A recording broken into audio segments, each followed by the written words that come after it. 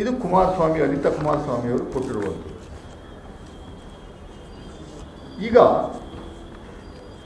1 ಎಕರೆಗೆ ಪರಿಹಾರವನ್ನು ರಾಜ್ಯ ಸರ್ಕಾರ BMRDA ಮೂಲಕ ಫಿಕ್ಸ್ ಮಾಡಿರುವಂಥದ್ದು 2,14,00,000.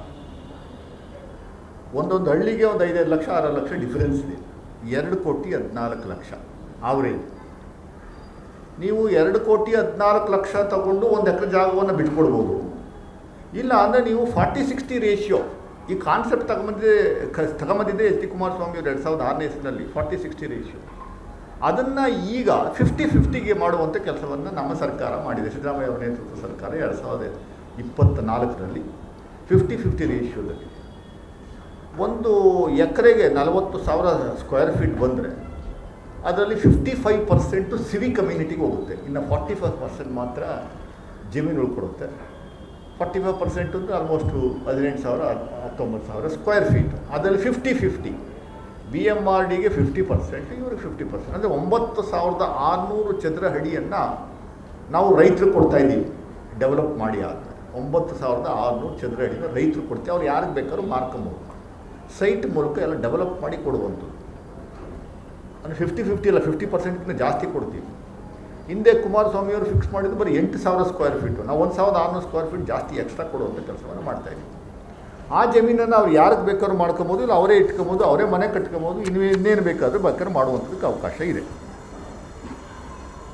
ಬೆಂಗಳೂರಲ್ಲಿ ಈಗಿರುವಂಥ ಮಾಹಿತಿ ಪ್ರಕಾರ ಸುಮಾರು 2 ಲಕ್ಷ ಕೋಟಿಯಷ್ಟು ವಾರ್ಷಿಕವಾಗಿ ಅವರು ಟ್ಯಾಕ್ಸ್ ಮೂಲಕ, ಯಾರು ಇಂಡಸ್ಟ್ರಿಯು, IT ಸೆಕ್ಟರ್ನವರು, BT ಸೆಕ್ಟರ್ನವರು 1 ವರ್ಷಕ್ಕೆ ಕೇಂದ್ರ ಸರ್ಕಾರಕ್ಕೆ ಕಟ್ಟುವಂಥ ಟ್ಯಾಕ್ಸು 2 ಲಕ್ಷ ಕೋಟಿ. 2 ಲಕ್ಷ ಕೋಟಿ ನಿರಂತರವಾಗಿ ಅವ್ರ ಇಂಡಸ್ಟ್ರೀಸ್ನವರು ನಮಗೆ ಮೂಲಭೂತ ಸೌಕರ್ಯಗಳು ಬೇಕು, ನಾವು ಒಂದು ಕಡೆಯಿಂದ ಇನ್ನೊಂದು ಕಡೆ ಹೋಗುವಂಥದ್ದಕ್ಕೆ ಬಹಳ ಸಿಕ್ಕಾಪಟ್ಟೆ ಸಮಸ್ಯೆ ಆಗ್ತಾಯಿದೆ, ಸಿಟಿ ಚೋಕ್ ಆಗ್ತಾಯಿದೆ, ಸಿಟಿ ಡೆಡ್ ಸಿಟಿ ಆಗ್ತಾಯಿದೆ ಅಂತ ದೊಡ್ಡ ದೊಡ್ಡ ವ್ಯಕ್ತಿಗಳು BJP ಪರ ದಿನನಿತ್ಯ ವಾದ ಮಂಡನೆ ಮಾಡ್ತಾ ಇರುವಂಥ ಒಂದಷ್ಟು ಯಾರೋ ಪೈ ಅನ್ನೋರು, ಯಾರೋ ಇನ್ಯಾರೋ ಮತ್ತೊಬ್ಬರು ಇನ್ನೊಬ್ಬರು ನಿರಂತರವಾಗಿ ಮಾಧ್ಯಮಗಳ ಮುಂದೆ ಬಂದು ಹೇಳುವಂಥ ಕೆಲಸವನ್ನು ಮಾಡ್ತಾಯಿದ್ದಾರೆ. ಅವರು ಸಮಸ್ಯೆಯನ್ನು ಬಗೆಹರಿಸಬೇಕು ಅನ್ನುವಂಥ ಏಕೈಕ ಉದ್ದೇಶದಿಂದ ವರ್ಕ್, ಲೀವ್ ಆ್ಯಂಡ್ ಪ್ಲೇ ಅಡಿಯಲ್ಲಿ ಇದನ್ನು ಡೆವಲಪ್ ಮಾಡ್ತಾ ಇರುವಂಥ ಒಂದು ಟೌನ್ಶಿಪ್. ಇದು ನಮ್ಮ ರಾಜ್ಯದಲ್ಲಿ ಬೇರೆ ರಾಜ್ಯದಲ್ಲಿ ಮಾಡಿರುವಂಥ ಟೌನ್ಶಿಪ್ ಮಾದರಿಯಾಗಿ IT ಇಂಡಸ್ಟ್ರೀಸ್ನವರಿಗೆ ಮತ್ತು ಇಂಡಸ್ಟ್ರೀಸ್ನವರಿಗೆ ಕೊಡುವಂಥ ಒಂದು ಮೂಲಭೂತ ಸೌಕರ್ಯ.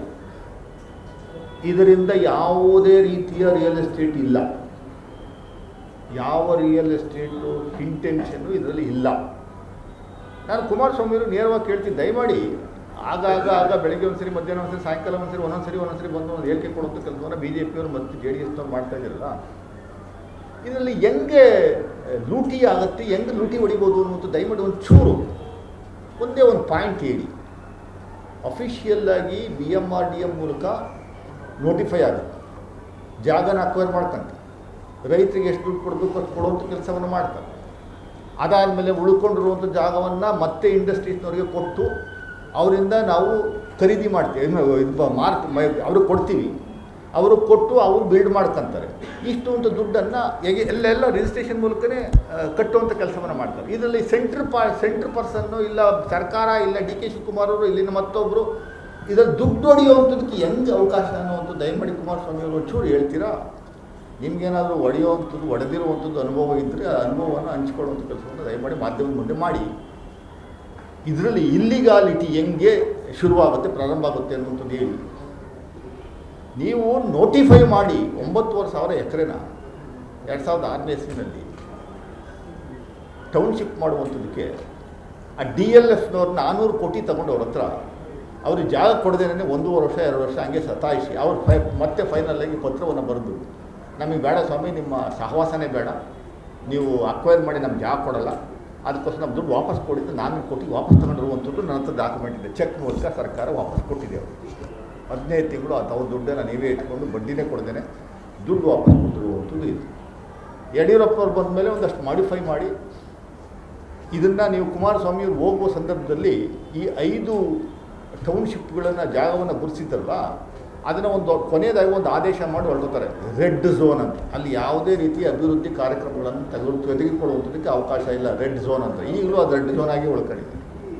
ಈ ನೆಕ್ಸ್ಟು ಅದನ್ನು ರಿಮೂವ್ ಮಾಡಿ ಅದನ್ನು ಮತ್ತೆ ಡೆವಲಪ್ ಮಾಡಿದ್ಮೇಲೆ ಆಟೋಮೆಟಿಕ್ ರಿಮೂವ್ ಆಗುತ್ತೆ. ಡೆವಲಪ್ ಆಗೋವರೆಗೂ ಇದು ರೆಡ್ ಝೋನ್ ಆಗಿ ಕಂಟಿನ್ಯೂ ಆಗುತ್ತೆ. ರೆಡ್ ಝೋನ್ ಅಂತ ಯಾಕೆ ಮಾಡಿದ್ರಿ ಅನ್ನುವಂಥದ್ದು ನಮ್ಗೆ ಅರ್ಥ ಆಗ್ತಾಯಿಲ್ಲ. ಇಂಥವ್ರಿಗೂ ಕಂಟಿನ್ಯೂ ಆಗಿದೆ ರೆಡ್ ಝೋನ್ ಮಾಡಿ, ಅಲ್ಲಿ ಯಾವ ಅಭಿವೃದ್ಧಿನೂ ಆಗಬಾರ್ದು ಅನ್ನುವಂಥ ಉದ್ದೇಶ. ಆಮೇಲೆ ಸದಾನಂದ ಗೌಡರು ಮುಖ್ಯಮಂತ್ರಿಗಳಾಗಿದ್ದಾಗ 2011ನೇ ಇಸ್ವಿನಲ್ಲಿ ಇವೆಲ್ಲವನ್ನು ಬಿಟ್ಟು ಬರೀ ಇಂಡಸ್ಟ್ರೀಸಿಗೆ ಮಾತ್ರ ಸುಮಾರು 912 ಎಕರೆನ ಅಕ್ವೈರ್ ಮಾಡ್ಕೊಂಡು ಇಂಡಸ್ಟ್ರೀಸ್ಗಳಿಗೂ ಹಂಚ್ಬಿಟ್ಟಿದ್ದೀರಿ ನೀವು. ಆರೋಡ್ಯಲ್ಲೆಲ್ಲ ಇಂಡಸ್ಟ್ರೀಸ್ಗಳಿಗೆ ಹಂಚ್ಬಿಟ್ಟಿದ್ರಿ. 912 ಎಕರೆ ತಗೊಂಡು ರೈತರಿಗೆ ಎಷ್ಟು ಕೊಟ್ಟರು ಅವಾಗ 70 ಲಕ್ಷ 60 ಲಕ್ಷ 80 ಲಕ್ಷ ಕೊಟ್ಬಿಟ್ಟು ತಗೊಂಡು ಜಾಗವನ್ನು ಇಂಡಸ್ಟ್ರೀಸ್ ಮಾಡುವಂಥದ್ದಿಗೆ ಹಂಚ್ಬಿಟ್ಟಿದ್ವಿ. ಆ 912 ಎಕರೆ ಜಾಗವನ್ನು ನೀವು ತಗೊಂಡು ನೋಡಿದ್ರೆ, ಟಪೋಗ್ರಫಿ ನೋಡಿದ್ರೆ ಎಲ್ಲವೂ ತೆಂಗಿನ ತೋಟ, ಎಲ್ಲವೂ ಅಡಿಕೆ ತೋಟ. ಅವು ಈಗಿರುವಂಥದ್ದಲ್ಲ. ಅದನ್ನು ನೀವು ಅಕ್ವೈರ್ ಮಾಡ್ಕೊಂಡು ಇಂಡಸ್ಟ್ರಿಗೆ ಹಚ್ಚುವಾಗ ಕುಮಾರಸ್ವಾಮಿಯವರು ಏನು ಮಾಡ್ತಾಯಿದ್ರು? ಯಾಕೆ ರೈತ ಜಮೀನನ್ನು ತಗೊಂಬಾರ್ದು ಅನ್ನುವಂಥದ್ದು ರೆಸಿಸ್ಟ್ ಮಾಡಲಿಲ್ಲ? ಬೆಂಗಳೂರು ಸುತ್ತಮುತ್ತ BBMP ಅಂತ ಘೋಷಣೆ ಮಾಡಿದ್ದೆ ನೀವು. ಸುಮಾರು 1000 ಎಕರೆ ಜಮೀನನ್ನು ನೀವು BBMP ಒಳಗಡೆ ವ್ಯಾಪ್ತಿನಲ್ಲಿ ತಗೊಂಡು ರೈತರಿಗೆ ಮೋಸ ಮಾಡಿದ್ದು ನೀವು ಸುತ್ತಮುತ್ತ. ಆಗ ಎಲ್ಲೋಯ್ತು ರೈತರ ಮೇಲಿದ್ದಂಥ ಕನಿಕರ? ಈಗ ನೀವು ಬಾಯಿಗೆ ಬಂದಾಗೆಲ್ಲ DK ಶಿವಕುಮಾರ್ ಅವರ ಇಮೇಜನ್ನು ಕಸಿಬೇಕು, ಕುಸಿಸಬೇಕು ಅನ್ನುವಂಥದ್ದು ಏಕೈಕ ಉದ್ದೇಶ ಇಟ್ಕೊಂಡು ಅವರು ಚೀಫ್ ಮಿನಿಸ್ಟರ್ ಆಗ್ತಿದ್ದಂಗೆ ಇನ್ನಿಬ್ಬರು ಒಕ್ಕಲಿಗ ಸಮುದಾಯದವರು, ಅಶೋಕ್ ಒಬ್ಬರು, ಇವರಿಬ್ಬರಿಗೆ ದಿನನಿತ್ಯ 2 ಅವರ್ಸ್ ಮೇಲೆ ನಿದ್ದೆ ಬರಲ್ವಂಥವ್ರು. ಬರೀ 2 ಅವರ್ಸ್ ಅಷ್ಟೇ ಮಾಲಿಕತ್ತವ್ರು ತಡ್ಕೊಳಕ್ಕಾಗ್ತಾರೆ. ಹೆಂಗೆ ಕೆಟ್ಟ ಹೆಸರನ್ನ DK ಶಿವಕುಮಾರ್ ತರಬೇಕು ಅನ್ನುವಂಥದ್ದು ಏಕೈಕ ಉದ್ದೇಶದಿಂದ ನಾಲಾಯಕ್ಕೊಬ್ಬರು ವಿರೋಧ ಪಕ್ಷ ನಾಯಕರಿದ್ದಾರೆ, ಅಶೋಕ್ ಅವರು. ಸುಮ್ಮನೆ ಬಾಯಿಗೆ ಬಂದಂಗೆಲ್ಲ ಸುಳ್ಳು ಹೇಳ್ತಾರೆ. ಇಂಥ ಸುಳ್ಳು ಹೇಳುವಂಥ ವ್ಯಕ್ತಿ ಪ್ರಪಂಚದಲ್ಲಿ ಯಾರೂ ಇಲ್ಲವೇನೋ. ಇವ್ರಿಗೊಂದು ಅವಾರ್ಡ್ ಕೊಡಿಸ್ಬೇಕು. 7ನೇದು 8ನೇದು PhD ಮಾಡೋರು. ಸುಳ್ಳು ಹೇಳ್ತಾರೆ, ದಿಕ್ಕು ದಿಸೆ ಇಲ್ಲದೆ ಹಾಸ್ಪಿಟಲ್ ಸುಳ್ಳು ಹೇಳ್ತಾರೆ.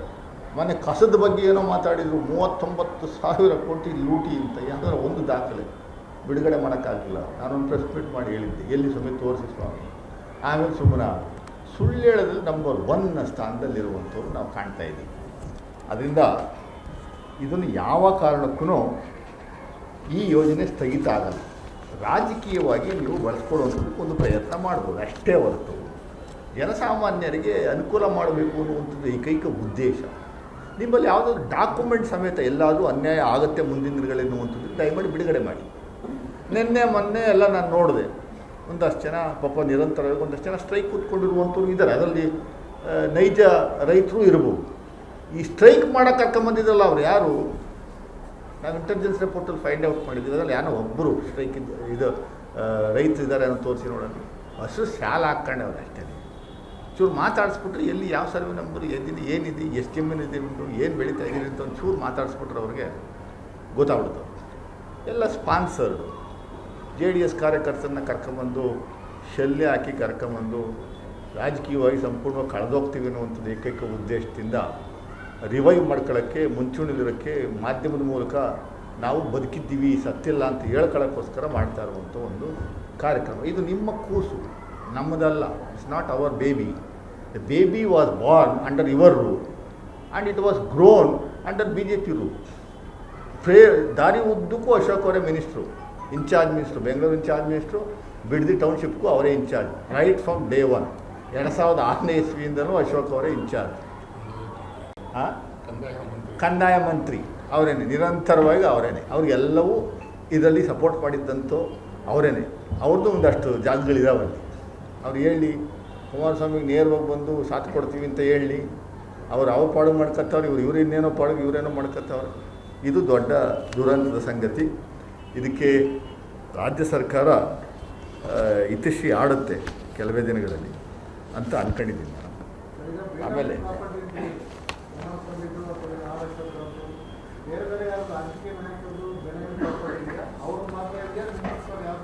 ನನಗೆ ಸಿಕ್ಕಿರುವ ಡಾಕ್ಯುಮೆಂಟ್ಸ್ ಪ್ರಕಾರ ಬರೀ ಅನಿತಾ ಕುಮಾರಸ್ವಾಮಿ ಅವರು ಮಾತ್ರ ಸಿಕ್ಕಿದೆ. ವಿನಮಿ ಅವರೇ ಬರೆದಿರುವಂಥದ್ದು, ರೈಟಿಂಗಲ್ಲಿ ಅವರೇ ಕೊಟ್ಟಿರುವಂಥದ್ದು. ವಿನಯ್ ಗೌಡ ಅದು ಅವ್ರು ಹೇಳ್ತಾವ್ರಲ್ಲ ಇದೇನಂದೇರಿ ಅಲ್ಲ ಅದನ್ನೇ ಬಿನಾಮಿ ಅಂತ ಪದ ಉಪಯೋಗಿಸಿಲ್ಲ ಅಷ್ಟೇ. ಅವ್ರು ಹೇಳ್ತಾವ್ರಲ್ಲ ಇಲ್ಲಿ ಅವರೇ ಹೇಳಿದಾರಲ್ಲ ಎಸ್ ಪಿ ಎಲ್ಲೇನು ಹಾಂ ಅಲ್ವೇ ಹಾಂ ಅದೇ ಪೌರ ಭಟ್ಟಾರನೇ ಬಿನಾಮಿನೇ ಪೌರ ಭಟ್ಟಾರನಿಗೆ ಕೊಟ್ಟಿದ್ದೀನಿ ಅದನ್ನು ವಾಪಸ್ ತಗೊಂಡಿದ್ದೀನಿ ಅಂತ ಹೇಳ್ಕೊಳ್ಳುವಂಥ ಕೆಲಸವನ್ನು ಮಾಡಿದ್ದಾರೆ. ಜಿ ಪಿ ಅಲ್ಲ ಇದು ಎಸ್ ಪಿ ಎ. ಸೊ ಅದರಿಂದ ಇಷ್ಟು ಮಾತ್ರ ದಾಖಲೆಗಳು ಸಿಕ್ಕಿದ್ದಾವೆ ನಮಗೆ. ಮುಂದಿನ ದಿನಗಳಲ್ಲಿ ನಮ್ಮವ್ರದ್ದು ಯಾವುದಾದ್ರು ದಾಖಲೆಗಳನ್ನು ಕೊಡುವಂಥ ಕೆಲಸವನ್ನು ಮಾಡ್ತೀವಿ. ಅಲ್ಲಿ ಬೇರೆ ರೀತಿ ಒಂದು ನಿಮಿಷ ಆಯ್ತಲ್ಲ ಅವರು ಹೇಳ್ತಾ ಇರೋದು ರಿಯಲ್ ಎಸ್ಟೇಟ್ ಯಾಕೆಂದ್ರೆ ಇದು ಕಮ್ಮಿ ದುಡ್ಡು ತಗೊಂಡು 2 ಕೋಟಿಗೆ ಅಲ್ಲಿ ಸುಮಾರು 5-6 ಕೋಟಿಗೆ ಮಾರಿ ಅದ್ರ ಮಧ್ಯೆ ಯಾರು 4 ಕೋಟಿ ಡಿಫರೆನ್ಸ್ನ ಯಾರು ತಗೋತಾರೆ? ಡಿ ಕೆ ಶಿವಕುಮಾರ್ ಅದನ್ನೇ ಹೇಳ್ತಾರೆ. ಅದನ್ನು ನಾನೇ ಕ್ಲಾರಿಫಿಕೇಶನ್ ಕೊಡ್ತಾ ಇದ್ದೀನಿ. ಎಷ್ಟಕ್ಕೂ ತಗೊಂಡ್ರು ಆ ಹಣವು ಆಟೋಮೆಟಿಕ್ ಸರ್ಕಾರಕ್ಕೆ ಬರುತ್ತೆ ಹೊರತು ಡಿ ಕೆ ಶಿವಕುಮಾರ್ ಪಾಕೆಟ್ಗೆ ಹೋಗಲ್ಲ, ಇನ್ಯಾರ್ದೋ ಪಾಕೆಟ್ಗೆ ಹೋಗಲ್ಲ. ಸರ್ಕಾರದ ಸಂಸ್ಥೆ ಅಲ್ಲವೇ ಮಾಡ್ತಾ ಇರುವಂಥದ್ದು. BMRD ಯಾವ ಸಂಸ್ಥೆ? ಸರ್ಕಾರದ ಅಂಗ ಸಂಸ್ಥೆ ತಾನೇ, ಅವ್ರು ತಾನೇ ಮಾಡ್ತಾ ಇರುವಂಥದ್ದು. ಕೃಷಿ ಭೂಮಿ ಇಡೀ ಮೈಸೂರು ಬೆಂಗಳೂರು ಸುತ್ತಮುತ್ತ ಇರುವಂಥ ಕೃಷಿ ಭೂಮಿ ಎಲ್ಲ ಹೊರಟೋಗಿದೆಯಲ್ಲ. ಏನು ಮಾಡಬೇಕಿರ್ಕೀಗ? ಏನು ಅಂದರೆ ನೀವು ಸಿಟಿನಲ್ಲಿ ಬಾಟ್ಲ್ ನೆಕ್ ಆಗ್ತದೆ, ಜನಗಳು ಓಡಾಡೋಕ್ಕಾಗ್ತಲ್ಲ, ಸಿಟಿನ ಡಿಕಂಜೆಸ್ಟ್ ಮಾಡಿ ಅಂತ ಇಲ್ಲಿ ಸಿಟಿಯವ್ರು ಬಡ್ಕತ್ತಾರೆ. ಮಾಡೋಕ್ಕೆ ಹೋದರೆ ಈ ಸಮಸ್ಯೆ ಮಾಡುವಂಥದ್ದು. ಹೆಂಗೆ ಇದು? ಒಂದು ದಿವಸಕ್ಕೆ 3,000-3,500 ವೆಹಿಕಲ್ ರೋಡ್ ಮೇಲೆ ಬರ್ತಾವಪ್ಪ ಹೊಸದಾಗಿ ರಿಜಿಸ್ಟ್ರೇಷನ್ ಆಗಿ. ಹೆಂಗೆ ನೀವು ಕಂಟ್ರೋಲ್ ಮಾಡ್ತೀರಿ? ಡಿಸೆಂಟ್ರಲೈಸ್ ಮಾಡಿ ಅಂತ ಕೇಂದ್ರ ಸರ್ಕಾರನೇ ಡೈರೆಕ್ಷನ್ಸ್ ಕೊಡ್ತಾ ಇದೆ. You have to construct different satellite towns, satellite cities ಅಂತ ಕೇಂದ್ರ ಸರ್ಕಾರದವರು ಡೈರೆಕ್ಷನ್ಸ್ ಕೊಡ್ತಾರೆ.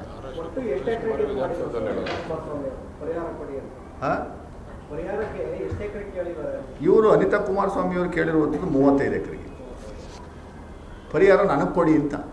ನನಗೆ ಕೊಡಿ, ನನ್ನ ಹೆಸರೇ ಕನ್ವರ್ಸೇಷನ್ ಮಾಡಿ ವಿನಯ್ ಗೌಡ ಕೊಡಬೇಡಿ ಅಂತ ಕೇಳಿರುವಂಥದ್ದು. ಸಪ್ರೇಟ್ ಇದೆ ಅವ್ರದ್ದು 5 ಎಕರೆ. ಹೇಳಿ ಸರ್.